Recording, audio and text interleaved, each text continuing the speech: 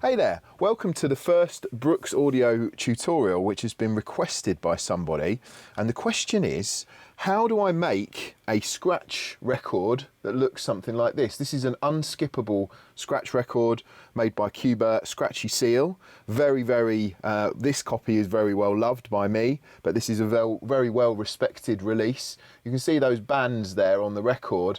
And I'm going to go away to explain how you could create one of these, which I have done several real vinyl scratch records in my time, but also how you can make that for Traktor, Serato, CDJ, any digital format as well, and make them unskippable. So let's get to it. So I'm switching across to Ableton. You can see here that I've got these 4 different bands here which I've created with just an a-go-go sound. Very simple, very easy. And this is just going to illustrate how a 33 RPM record will play back certain files. So what the relationship is between tempo and the record speed. So if we've got 33.3 revolutions per minute, then it seems logical that divisions or multiplications of 33.33 recurring BPM should fit somehow into that, because we're going from beats per minute to revolutions per minute, so they should be compatible, and they are. So this first example is at 33.33 BPM, and it's just a single beat. So at 33 BPM we can have one rotation, one beat rotation, so 1 rotates round 1, it goes back on the 1 again. If we go to the next example, this one here, you can see I'm at 66 point, or as close to 66.66 recurring as I can. And in this case, we've got 2 beats. So now we've got 2 beats. So we'll see one of these at the record at 12 o'clock and one of them at 6 o'clock. We'll get 2 beats into that full rotation. If we want to get 3 beats in, we can do that at 99.99, or effectively the software will round it up to 100 BPM anyway. So here we've got 3 beats, and then finally it doesn't have to be, you could go on to 5, 6, 7, whatever you want, but I'm just going to deal with 4 beats today. 4 beats at 133.33 recurring will give us 4 beats in one rotation. Okay, I'm going to show you this in Traktor in a second.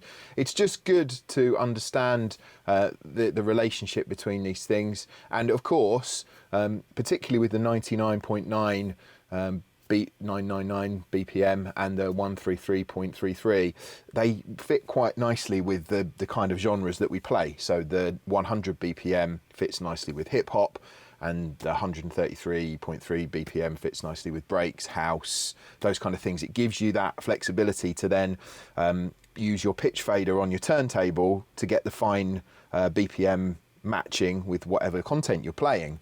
So yeah, those last 2, the 3 and 4 beat ones, are particularly valuable, really. So let's go across to Traktor, and here you can see my Traktor. I've loaded in the exported versions that I just talked you through. So 1 beat at 33, 2 beats at 66, 3 beats at 99, and 4 beats at 133. Always 0.33, or the divisions of 33.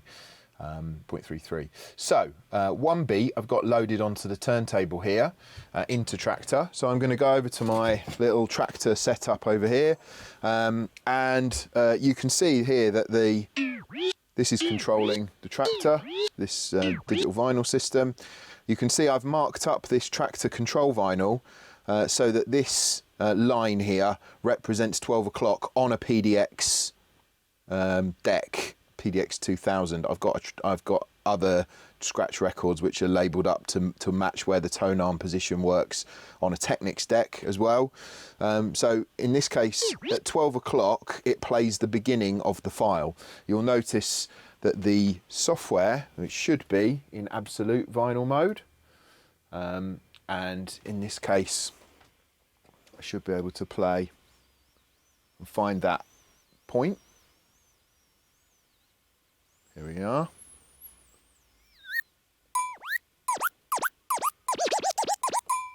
Now it's slightly different because this is in loop mode. So I'm going to talk you through how to make a longer scratch band, which would mean that you can run Traktor in absolute mode. It's skipping across, because it's on a loop, it's skipping across to relative mode now. But you still get the idea that when it comes round to 12 o'clock, because I've got the one beat at 33 BPM loaded, every revolution comes back, and at 12 o'clock for me, because I've got my deck set up battle style, I set it up this way, at 12 o'clock every time it plays that sound. So it doesn't matter if the needle skips across the record, it will always be at that point. Okay, so that's the unskippable nature of the thing. So let's just load up the other, the 2-beat version. Here's the 2-beat version. That should play. So 12 o'clock, 6 o'clock, every time. I can do the 3-beat version as well, but you get the idea. This does 3 beats across 1 revolution. And you can see how my record is actually marked up. Because generally, when I was playing William Breakspear stuff, skanky panky sets, I would usually be playing around 100 BPM. So that's what I would always mark my record up with, a 3-beat markings, like so. And I can do the 4-beat, which was what I would use if I was doing a set as Slim Blue or one of my breakbeat aliases. Then I'll do a 4-beat, but this record is not marked up in such a way. So you can see there the division is equal, but it always comes back round to the 1 at the top. 1, 2, 3, 4, 1. So hopefully that is clear. Let's skip back across to Ableton now.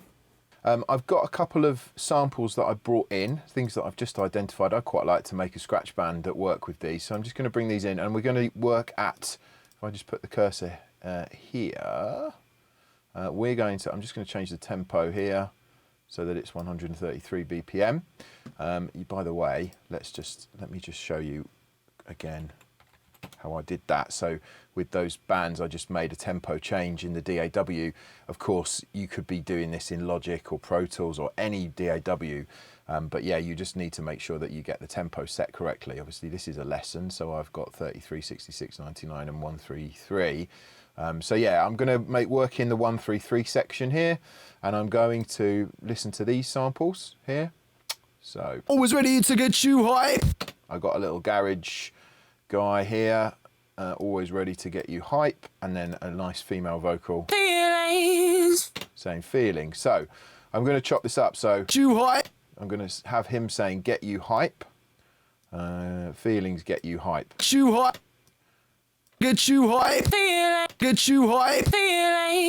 So if I put the click on, get you hype. I just need to make sure that I've got those. I'm going to make a bar. So get you hype. So I need to fit these in, so I'll just do a bit of warping, fit her into that length. I'll probably fine tune this a little bit. Hype. Get you hype. Get you hype. Peelings, not peelings. Get you hype. Get you hype. So she's a bit squished now, so I'll just drag her out a little bit more.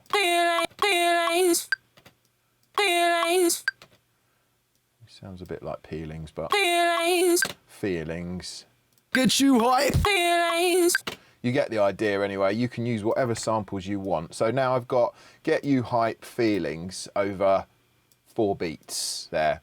So I'm just going to make a little loop of that runs for however long, whatever I want it to run for, and then I'm going to just turn that into an audio file. So I'll export that. Of course, you can do a load more processing.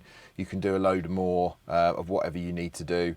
I just noticed the tempo here, so I'll just make sure that the tempo stays at 133.3 throughout that whole section.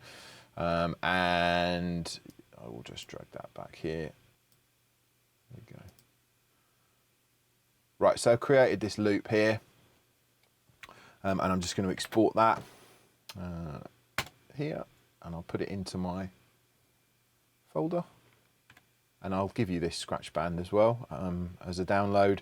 You just check the description.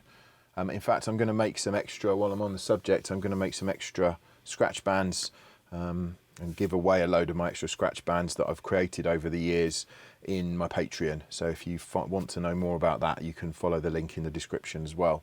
So once I've created my scratch band, I can go back across to Traktor. I should be able to see that now. Brooks Audio DIY scratch band is what I called it. I load that in, okay. Traktor does its thing. I'm going to put the deck into absolute mode, and so now when I skip back to the start, you can see,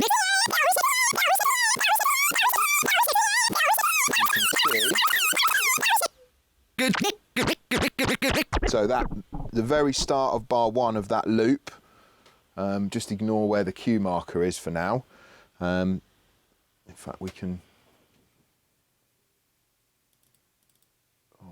if we just ignore the cue marker for now, but what you can see is that the top, the 12 o'clock correlates directly to the 0 of that audio file that I've just created, 0 seconds. Get you hype.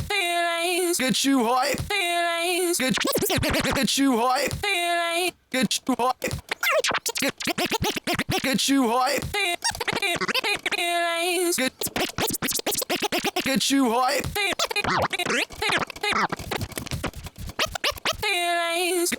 Ignore my bad scratching, but you get the idea.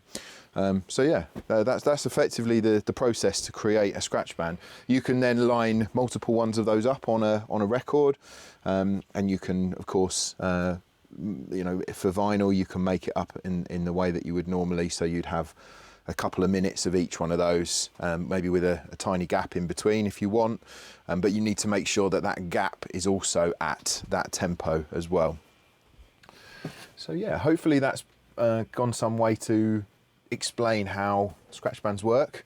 Yeah, any questions, post them in the comments below, and as I said, you know, there'll be links to lots of downloadable stuff, so yeah, have a little read in the description, and get in touch. Yeah, don't be a stranger, and good luck with your scratch antics in the future. Yeah, hope this has helped. Big up.